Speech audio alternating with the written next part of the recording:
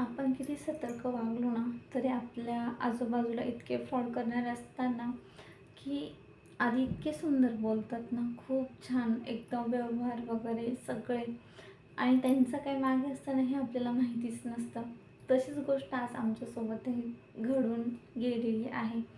जवळपास तिला आता 5-6 वर्ष झाले.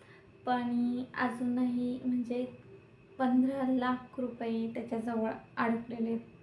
त्यांनी खूप विश्वासात घेऊन आमच्यासोबत विश्वासघात केला आहे त्याने.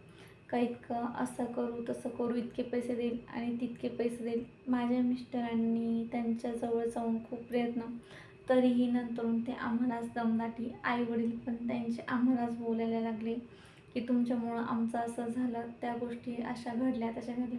पण आधीच त्याच्यामागे इतकं कर्ज होतं, त्यांनी त्याचं कर्ज नील करून टाकलं आणि आम्हाला एका कर्जाच्या वेढ्यात अडकवून टाकलं. आणि शेतकऱ्याचा पैसा असल्यामुळे आम्हाला शेतकऱ्यांना नाही बोलता आलं नाही.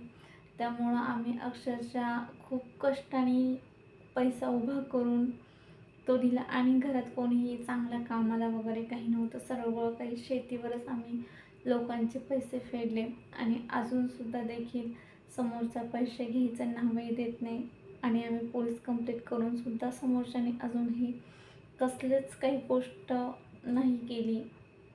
आणि मित्रांनो, हे सांगायचं आहे का, एकदा पैसा जर कोणाकडे जर अडकला ना, तो घेणं आणि खरंच खूप मुश्किल आहे. आपण कितीही प्रयत्न करा, त्याचा काहीच उपयोग होत नाही.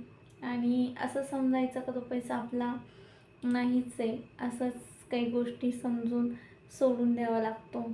आणि खरंच आमच्यावर हे इतका वाईट